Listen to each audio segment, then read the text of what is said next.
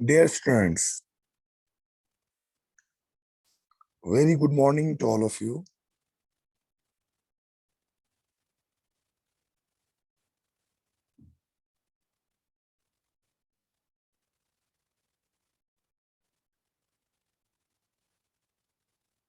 We have been discussing the plant disease management, and in the previous lecture, we discussed about the regulatory methods which are adopted for the disease management in plants. ये जो plant disease management है, ये एक applied field है, and you are all requested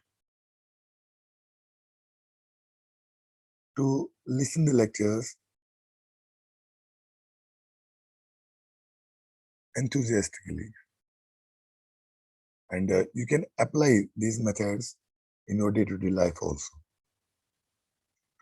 जो आज का lecture है, it is regarding the physical methods that are employed for the disease management in plants. Last time हमने पढ़ा था कि कौन कौन से रेगुलेटरी मेथड्स हैं, जिसमें हमने डिस्कस किया था mainly the plant quarantine and inspection. आज हम पढ़ने जा रहे हैं फिजिकल मेथड्स कौन से हैं जो हम अडॉप्ट करते हैं for the disease management in plants. जहां तक फिजिकल मेथड्स का सवाल है, हम यूजुअली जो फिजिकल मेथड्स हैं इनको हम एम्प्लॉय करते हैं ताकि जो इन्फेक्टिंग मटेरियल है जिनसे प्लांट्स में इन्फेक्शन इनिशिएट होता है या डिजीज इनिशिएट होती है, जिसको हम इनोकुलम बोलते हैं, जो इनोकुलम है या तो इसकी क्वांटिटी रिड्यूस हो जाए या वो बिल्कुल खत्म ही हो जाए. The physical methods are employed mainly either to eradicate the inoculum or to reduce the inoculum. And there are different physical methods which are commonly used in controlling plant disease. अब कौन कौन से फिजिकल मेथड्स हैं, कौन कौन से physical agents हैं जिनको हम यूज करते हैं. These physical agents include temperature, चाहे वो लो टेम्परेचर हो चाहे हाई टेम्परेचर हो. इसी तरह ड्राई एयर का यूज करते हैं हम, अनफेवरेबल लाइट वेवलेंथ, और इसी तरह वेरियस टाइप्स ऑफ रेडिएशंस का भी यूज करते हैं. अब कुछ क्रॉप्स ऐसे हैं जिनको हम या तो ग्लास हाउस में ग्रो करते हैं या प्लास्टिक ग्रीन हाउसेस में ग्रो करते हैं. अब चूंकि वो अलग से स्पेस में ग्रो किए जाते हैं जहां पे खुद ही ये ग्रीन हाउस या ग्लास हाउस है, ये एक फिजिकल बैरियर बन जाता है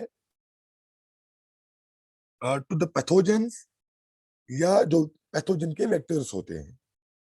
एंड इस तरह से जो ये क्रॉप्स अब ये ग्रीन हाउस या ग्लास हाउस में ग्रो किए जाते हैं, ये डिजीज से बच जाते हैं. इसी तरह हमारे पास बहुत सारे ऐसे क्रॉप्स हैं जो हम रोज में कल्टीवेट करते हैं या प्लांट करते हैं. उन वाले क्रॉप्स को हम बोलते हैं रो क्रॉप्स. अब कभी कभार क्या होता है कि जो रो क्रॉप्स होते हैं इनके ऊपर हम एक कवर डालते हैं. अब एक कवर किसका होता है? ये एक ट्रांसपेरेंट या सेमी ट्रांसपेरेंट कवर होता है. ये एक फ्लेक्सिबल मटेरियल में का होता है जिसमें हम यूजुअली प्लास्टिक या नेट यूज करते हैं. मैं ये कह रहा हूं कि बहुत सारे क्रॉप्स ऐसे होते हैं जिनको हम रोज में ग्रो करते हैं. उन क्रॉप्स को हम बोलते हैं रो क्रॉप्स. अब कुछ ऐसे इंस्टेंसेस भी हैं कि हम जो ये रो क्रॉप्स हैं उनके ऊपर एक कवर बिछा देते हैं, चाहे वो नेट का कवर हो चाहे प्लास्टिक का। इस कवर को हम बोलते हैं रो कवर। अब ये रो कवर जो होता है ये भी प्रोटेक्ट करता है इस क्रॉप को फ्रॉम द पैथोजेंस और वेक्टर्स। क्योंकि ऊपर कवर लगा हुआ होता है, इसकी वजह से जो पैथोजन है या पैथोजन कैरिंग वेक्टर जो होते हैं वो प्लांट तक नहीं पहुंच पाते। So it also comes in the physical methods. Now we are going to discuss each of the physical methods in details. पहला मेथड जो है वो है जिसमें हम हीट का यूज करते हैं, हाई टेम्परेचर। अब जो हाई टेम्परेचर है इसमें भी दो टाइप्स होते हैं। एक होता है कि प्लांट मटेरियल को ही स्टरलाइज करना, दूसरा होता है कि सॉइल जिसमें कोई क्रॉप ग्रो किया जा रहा हो उसको स्टरलाइज करना। सो पहला है सॉइल स्टरलाइजेशन बाय हीट, कि हम सॉइल को ही स्टरलाइज करते हैं हीट की वजह से। अब जो सॉइल जो है हमें पता है कि सॉइल में बहुत सारे ऐसे पैथोजेन्स हैं जो सॉइल बॉर्न होते हैं, या वेक्टर्स ऐसे होते हैं जो सॉइल में प्रेजेंट होते हैं। अब इनकी वजह से जो डिजीज है, डिजीज डेवलप होने का खतरा रहता है। तो हम इसमें क्या करते हैं, इस वाले जो फिजिकल मेथड है इसमें हम सॉइल को ही स्टरलाइज करते हैं। या तो हम इनको ग्रीन हाउस में स्टरलाइज करते हैं, या सीड बेड्स में, या कोल्ड फ्रेम्स में। अब इनमें क्या करते हैं, इसमें भी दो वेज हैं जिससे हम सॉइल को स्टरलाइज कर सकते हैं। एक में क्या करते हैं कि हम सीधा जो पानी होता है, गर्म पानी ट्रीट करते हैं इस सॉइल को, या जो स्टीम होती है, स्टीम की थ्रू हम सॉइल को स्टरलाइज करते हैं। कहीं पानी था, पानी को गर्म किया, जो वहां पे जो स्टीम था उस स्टीम से हम सॉइल को स्टरलाइज करते हैं। या बिल्कुल जो हॉट वाटर होता है उससे हम सॉइल को स्टरलाइज करते हैं। अब जो सॉइल स्टरलाइजेशन प्रोसेस है ये हम स्पेशल कंटेनर्स में भी कर सकते हैं, जिनको हम बोलते हैं सॉइल स्टरलाइजर्स। अब इनमें क्या किया जाता है कि जो स्टीम हम प्रोड्यूस करते हैं फ्रॉम द हॉट वाटर, इसको हम सप्लाई करते हैं लेकिन अंडर हाई प्रेशर। या हम क्या करते हैं कि सॉइल को किसी ग्रीन हाउस में रख के किसी बेंच पे रख दिया। उसके बाद उस जो बेंच है जहां पे सॉइल होती है उनमें हम पाइप डालते हैं, पाइप के थ्रू ही स्टीम वहां पे हम पहुंचाते हैं। अब जो स्टीम है ये डिफ्यूज होती है थ्रू द सॉइल, एंड इसकी वजह से जो सॉइल है वो स्टरलाइज हो जाती है। मैं फिर से दोहराऊंगा। तो पहला मेथड है फिजिकल मेथड, जिससे हम जो डिजीज है उनको हम कंट्रोल करते हैं। It is the soil sterilization by heat. अब जो सॉइल है, सॉइल को हम स्टरलाइज कर सकते हैं इन द ग्रीन हाउस और in the seed beds and old frames. अब इसमें क्या करते हैं, हम सीधा जो हीट आती है, चाहे वो हॉट वाटर से हो, चाहे वो जो स्टीम, हॉट वाटर से जो स्टीम उठता है उसकी वजह से हम सॉइल को स्टरलाइज करते हैं। जो सॉइल हम स्टरलाइज करते हैं इनको हम यूजुअली क्या करते हैं कि ग्रीन हाउस है वहां पे बेंच पे रखते हैं, एंड इसके बाद पाइप के थ्रू स्टीम को सॉइल में पहुंचाते हैं। अब इस हीट का क्या फर्क पड़ता है ऑन द सॉइल। एक और मेथड भी है। अभी तो हमने मैन्युअली पानी को गर्म किया था, एक और मेथड है कि हम पानी जो हीट है वो हम इलेक्ट्रिकली प्रोड्यूस कर सकते हैं, एंड उसके थ्रू फिर हम सॉइल को स्टरलाइज कर सकते हैं। Now how this heat helps in the soil sterilization, इससे क्या फर्क पड़ता है अगर हम सॉइल को स्टरलाइज करेंगे। अब बहुत सारे ऐसे पैथोजेनस होते हैं जैसे निमेटोड्स हैं, ओमाइसीटीज जो होते हैं फंगल क्लास,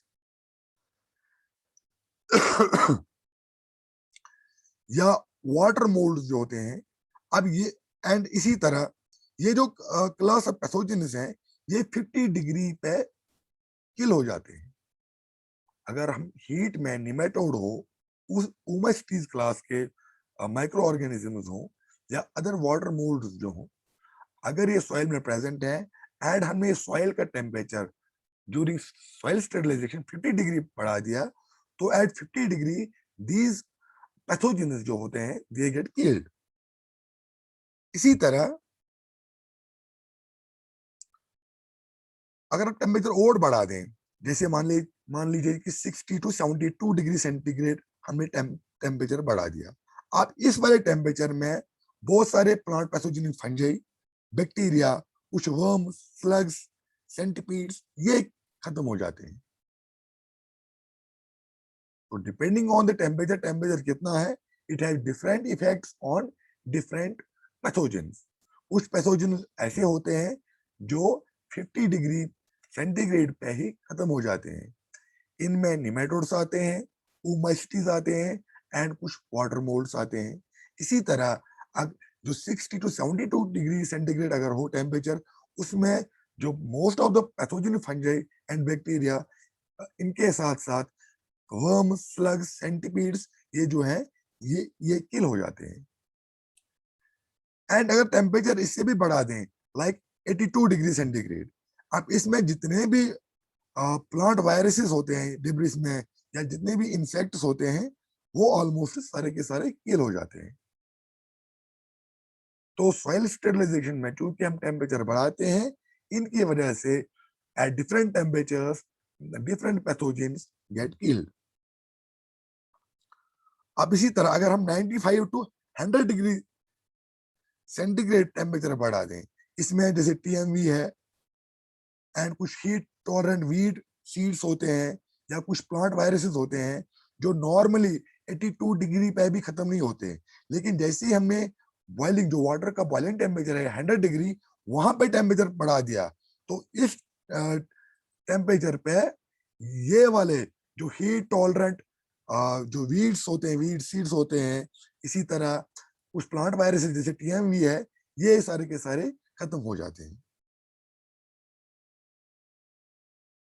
लेकिन अब जो हमने हीट से सॉइल को स्टरलाइज किया, इससे तो ये सारे के सारे पैथोजेंस खत्म तो होंगे, लेकिन इसके कुछ नेगेटिव इफेक्ट्स भी होते हैं। अब ये जो आपको what you can see on the screen, यहाँ पे टेम्परेचर का बार दिखाया गया है एंड इसमें इट हैज बीन शोन कि कौन से टेम्परेचर पे कौन कौन से माइक्रो ऑर्गेनिजम्स किल होते हैं। As you can see on the screen, 50 degree पे there is elimination of zoosporic plant pathogenic fungi. Between 60 to 70 degree, elimination of most plant pathogenic bacteria as well as fungi. इसी तरह अगर temperature 70 से बढ़ा के up to 85 degree, इसमें there is elimination of most pathogenic viruses, insects, weed seeds and heat tolerant plant pathogenic bacteria. And if the temperature is further raised to 90 to 100 degrees centigrade, there is elimination of heat tolerant viruses and wheat seeds. So this graph shows the effect of different temperatures on the different plant pathogens. जैसे मैं अभी कह रहा था कि क्योंकि हम soil स्टेरिलाइजिंग है, तो एंड ये जो what you can see on the screen, यहाँ पे आप देख रहे हो कि यहाँ पे एक मशीन लगी हुई होती है जो स्टीम जनरेट करती है एंड स्टीम जनरेशन की वजह से ही ये सॉइल को स्टेरिलाइज करते हैं।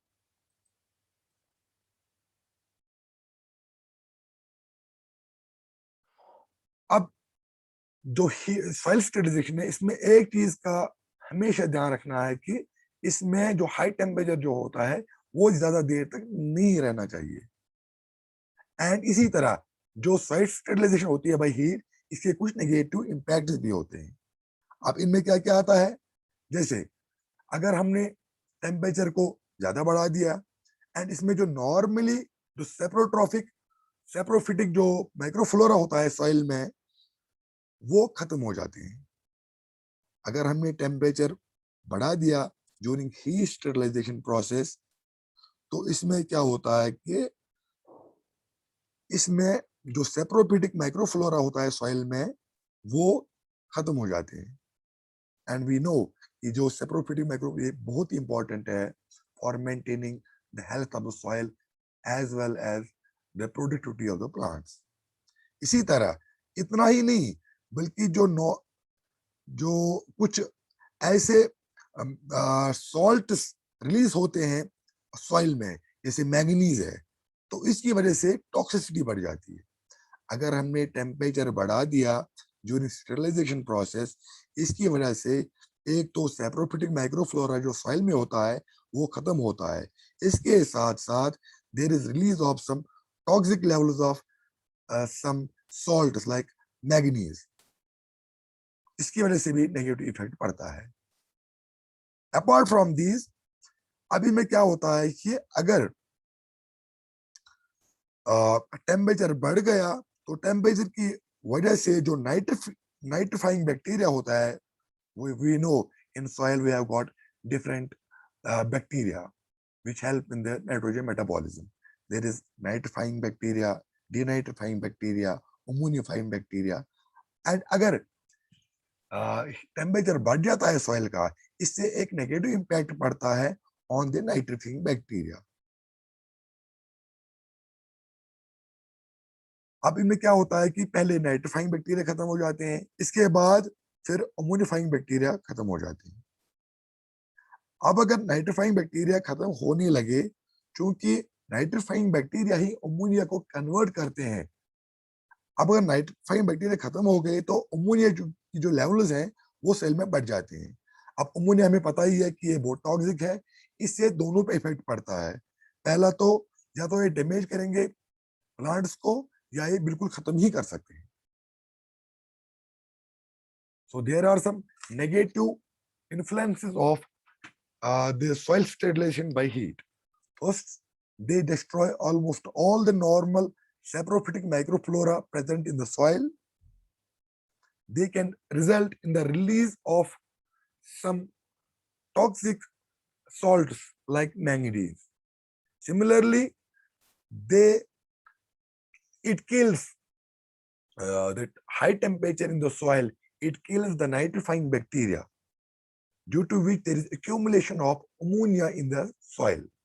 And if there is accumulation of the toxic uh, ammonia in the soil, it leads to the damage of the plants, or even it may kill the plants if they are planted afterwards.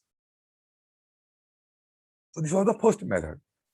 The second method, physical method, which is adopted for the management of disease in plants, is the soil solarization. अब soil solarization क्या होती है? हम normally क्या करते हैं कि अगर आपने देखा होगा, आज जो समर डेज, जो सनी समर डेज होती है, जब बहुत तेज धूप होती है, तो अगर हम सॉइल को ऊपर से कोई पॉलिथीन से कवर करें, अगर हमने पॉलिथीन से कवर किया तो जो टेम्परेचर हो जाता है, टेम्परेचर बढ़ जाता है। जो पॉलिथीन के नीचे जो एरिया रहता है उसका टेम्परेचर बढ़ जाता है। नॉर्मली वो अगर नॉर्मली 37 था, तो अगर हमने ऊपर से कवर कर दिया किसी पॉलिथीन से, तो इसका टेम्परेचर बढ़ जाता है। It can reach as high as 52 degree centigrade. So this process, जब हम किसी सॉइल को कवर करें with the polythene, so that the temperature of the topsoil it increases as much as up to 52 degrees centigrade. This process it is called as solarization. इसको हम solarization कहते हैं।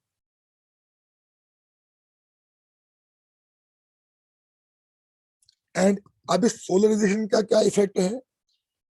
जब टेम्परेचर बढ़ गया तो इससे जितने भी for example soil born pathogens होते हैं, इंक्लूडिंग फंजाई, निमेटोड्स, बैक्टीरिया, तो वो या तो इनएक्टिवेट होंगे या वो बिल्कुल खत्म हो जाते हैं। एंड जब सॉइल में ये वाले जो पैथोजेंस हैं ये खत्म हो गए, इनएक्टिवेट हो गए, तो इससे डिजीज डेवलप होने के चांसेस बहुत कम होते हैं। मैं फिर से दोहराऊंगा, सॉइल सोलराइजेशन प्रोसेस वो होती है कि अगर हम क्लियर ट्रांसपेरेंट पॉलीथीन से मॉइस्ट सॉइल को कवर करे during the Sunny summer days. अगर हमने बहुत दिनों तक इनको कवर किया पॉलीथीन की वजह से, पॉलीथीन से, तो जो सॉइल की लेयर है इसका टेम्परेचर बढ़ जाता है। It can reach up to 52 degree centigrade.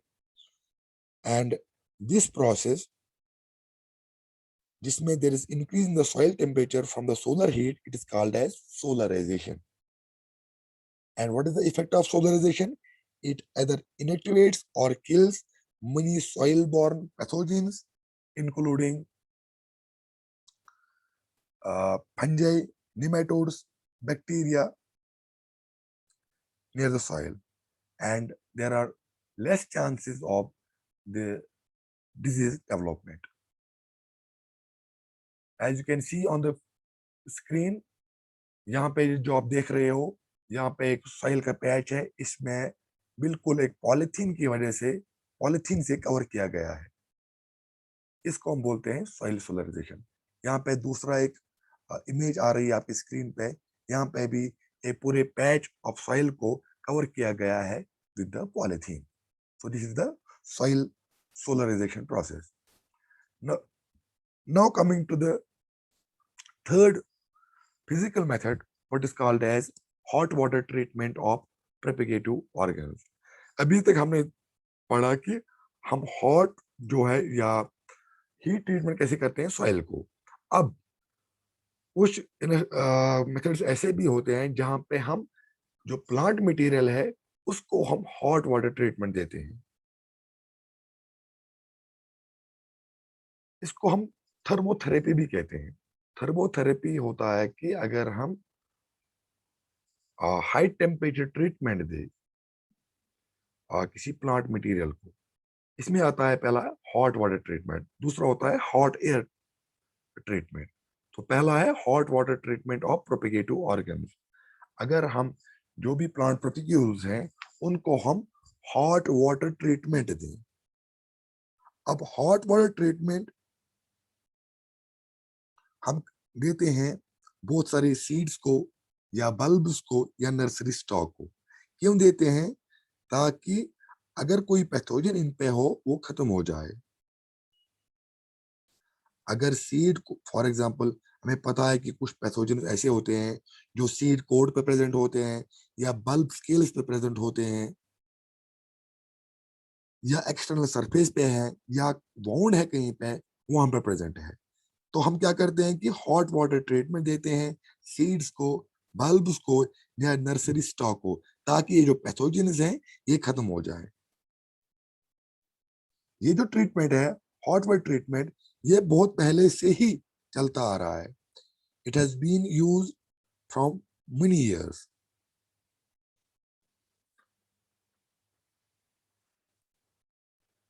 अब हॉट वाटर ट्रीटमेंट का एक फायदा यह है कि अगर हमने कहीं केमिकल स्प्रे किया, अब केमिकल स्प्रे जो है वो अंदर तक उसका इफेक्ट नहीं पहुंचता है, तो हॉट वाटर ट्रीटमेंट जो होता है ये इफेक्टिव है कंपेयर टू द केमिकल्स। अब अगर हम ट्रीटमेंट करें, जैसे बल्ब्स को हमने ट्रीट किया या नर्सरी स्टॉक को ट्रीट किया सॉरी, विद हॉट वाटर, ये इनको फॉर एग्जांपल निमेटोड से फ्री करा देता है। अगर बल्ब्स पे या नर्सरी स्टॉक पे निमेटोड्स हैं तो हॉट वाटर ट्रीटमेंट से ये उनको फ्री कर देता है।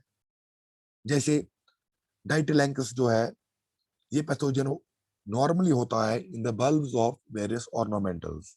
इसी तरह जो सिट्रस रूट स्टॉक्स है इन पे रेडोल्फोलस जो होता है वो प्रेजेंट होता है।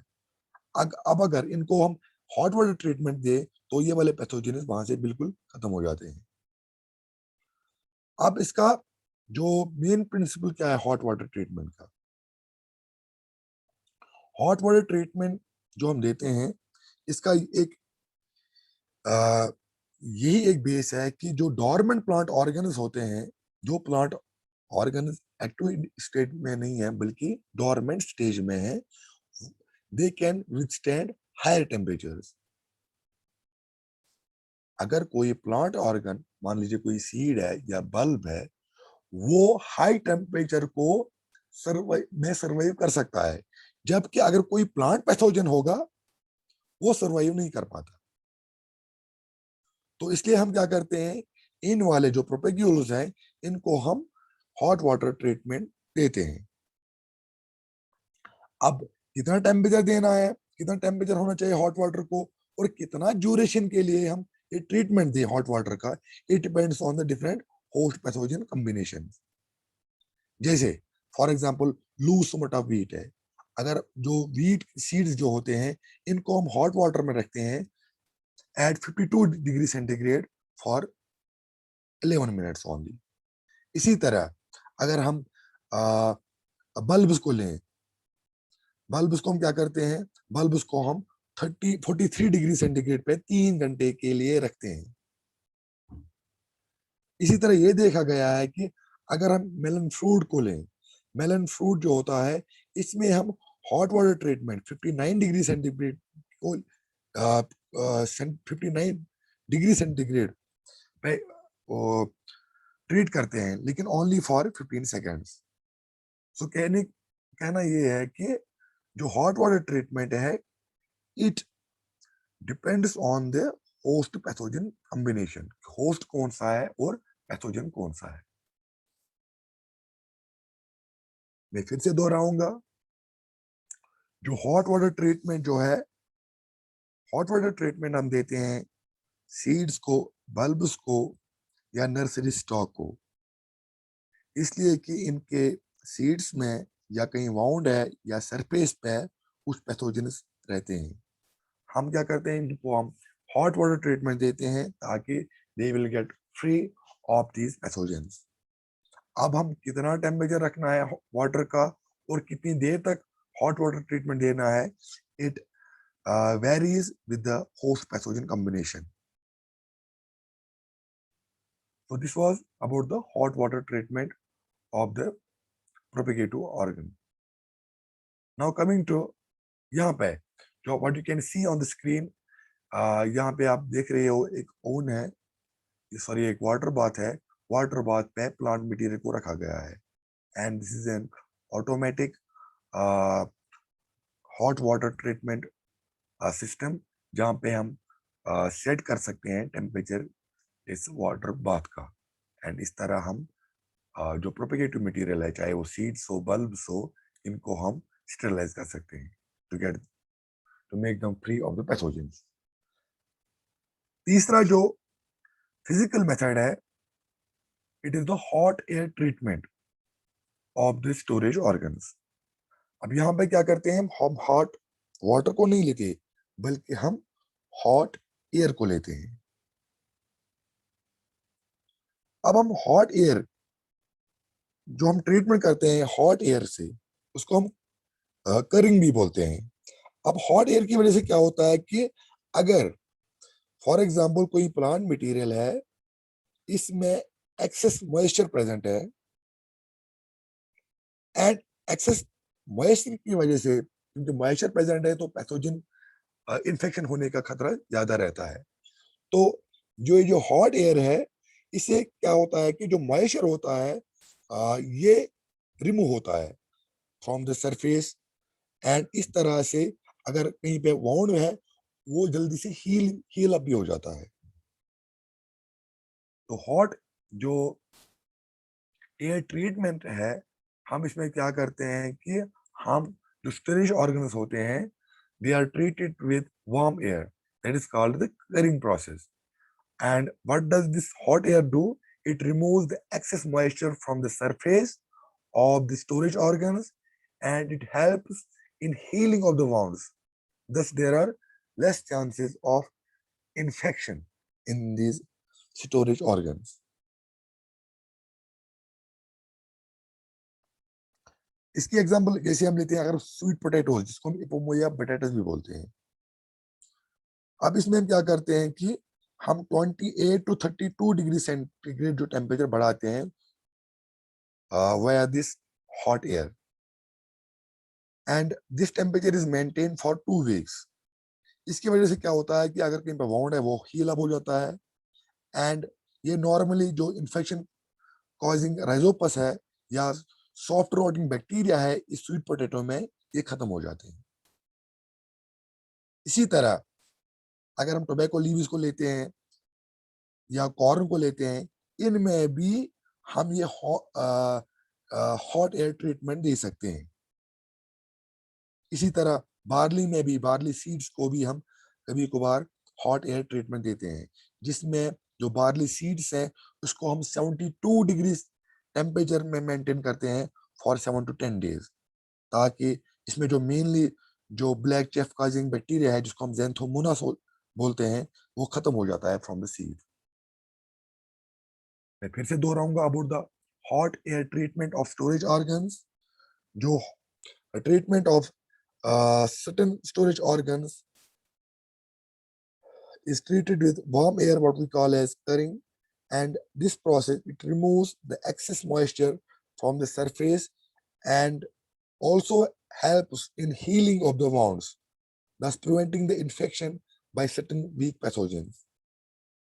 The examples of hot air treatment cases are: first is the sweet potato. The sweet potatoes are maintained at 28 to 32 degrees centigrade for 2 weeks to get it free from the rhizopus and soft rotting bacteria. इसी तरह एक और case है barley का। The barley seeds are kept at 72 degrees centigrade for 7 to 10 days to eliminate xanthomonas.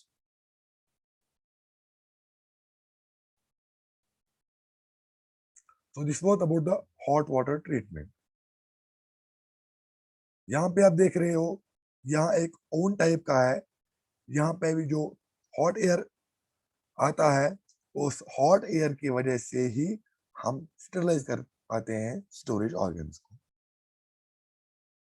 Now coming to one more physical method, that is control by eliminating certain light wavelengths. हमें पता है जो light है, light की एक property है कि इसकी अपनी अपनी खास वेवलेंथ्स होती है। So depending on the wavelengths, we have got, for example, UV light, ultraviolet radiations, जिनकी wavelength 100 to 400 nanometers होती है। We have got visible light, जिसकी wavelength 400 to 700 nanometers होती है।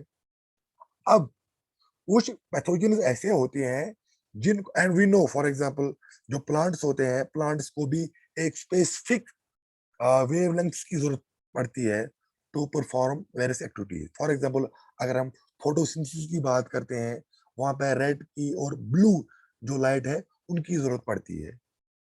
तो हर एक ऑर्गेनिज्म को एक स्पेसिफिक लाइट की रिक्वायरमेंट होती है। इसी तरह पैथोजेंस को भी एक स्पेसिफिक लाइट की रिक्वायरमेंट होती है। एंड अगर वो वेवलेंथ उनको ना मिले तो उनकी जो ग्रोथ है वो रिटार्ड हो जाती है, वो अच्छे से ग्रो नहीं कर पाती। अब कुछ पैथोजन ऐसे होते हैं कि पैथोजेनिक फंजाई जो स्पोर्स तभी बना सकते हैं जब उनको लाइट मिले, वो भी कौन सी? सिर्फ अल्ट्रावायलेट रेंज। जब उनको अल्ट्रावायलेट रेंज की जो लाइट है वो मिल जाए, तभी जाके जो पैथोजेनिक फंजाई है, कुछ पैथोजेनिक फंजाई वो स्पोर्स बना सकते हैं। और अगर उन्होंने स्पोर्स नहीं बनाए तो ऑब्वियसली उनकी रिप्रोडक्शन अच्छे से नहीं हो पाएगी या वो डिजीज कॉज नहीं कर पाएंगे। तो इनको हम रोकने के लिए क्या करते हैं, हम हमें ग्रीन हाउस लेते हैं एंड इन ग्रीन हाउस में हम क्या करते हैं, हम प्लांट्स को ग्रो करते हैं। लेकिन इस ग्रीन हाउस में हम एक फिल्म लगा लेते हैं, एक विनाइल फिल्म होती है। इसका काम ये है कि जितने भी लाइट में जो कम वेव लेंथ वाले रेज है वो इनको रोकता है। अब चूंकि ये जो अल्ट्रावायलेट रेडिएशन वाली जो रेज है वो नहीं जा पहुंचती इस ग्रीन हाउस में, तो अगर वहां पे कोई पैथोजेनिक फंजेज हो भी तब भी वो स्पोर फॉर्म नहीं करते। जब स्पोर फॉर्म ही नहीं कर पाएंगे तो डिजीज डेवलप होने के चांसेस ही नहीं है। So this was the control by eliminating certain light wavelengths. अब इसकी एग्जांपल है जैसे अल्टरनेरिया है, बोट्राइटस है, सिटमफाइलियम है। ये कुछ ऐसे पैथोजेनिक फंगे हैं जो स्पोर फॉर्मेशन तभी कर पाते हैं जब इनकी जब वो उन उन पे वेवलेंथ जो है अल्ट्रावायलेट रेडिएशन में जो रेज आती है वो उन पे पड़ जाए।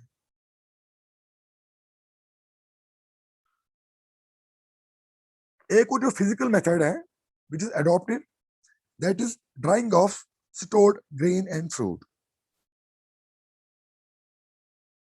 हमें पता है कि ऑलमोस्ट ऑल जो ग्रेन्स होते हैं या लिग्यूम्स होते हैं या इसी तरह नट्स होते हैं, अब इनमें बहुत सारे फंगे और बैक्टीरिया होते हैं, लेकिन और वो इनका डिके कराते हैं, लेकिन तभी जब इनमें सफिशिएंट मॉइस्चर हो।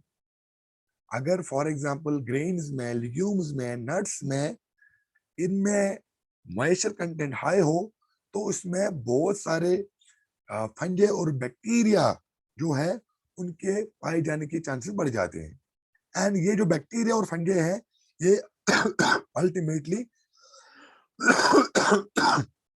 They cause it decay of this organs, चाहे वो लिग्यूम हो, चाहे वो ग्रेन हो, चाहे वो नट्स हो।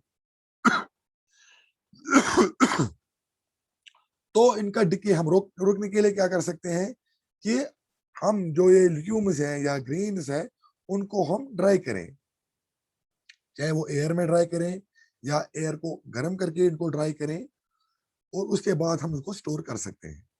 तो स्टोरेज से पहले हम ग्रेन्स, लिग्यूम्स और नट्स को ड्राई कर सकते हैं ताकि जो इनका मॉइस्चर कंटेंट है वो बिल्कुल खत्म हो जाए, एंड इसकी वजह से जो मॉइस्चर में प्रेजेंट होने वाले फंगे और बैक्टीरिया हैं वो खत्म हो जाए। So it is also one of the methods of disease management. एक और मेथड जो है वो है डिजीज कंट्रोल बाय रेफ्रिजरेशन। जो रेफ्रिजरेशन का जहां तक सवाल है, it is probably the most widely use and most effective methods of controlling post harvest disease of fleshy plant products. जहां पे जो फ्लैशी जो जैसे फ्रूट्स होते हैं या फ्लैशी कोई और प्लांट प्रोडक्ट है हम इनको कैसे बचा सकते हैं कि इनमें डिजीज ना लग जाए। After harvesting these fleshy plant products, इनको कैसे बचाएं फ्रॉम द पैथोजेंस। जो सबसे most widely used and most effective method है that is of the refrigeration.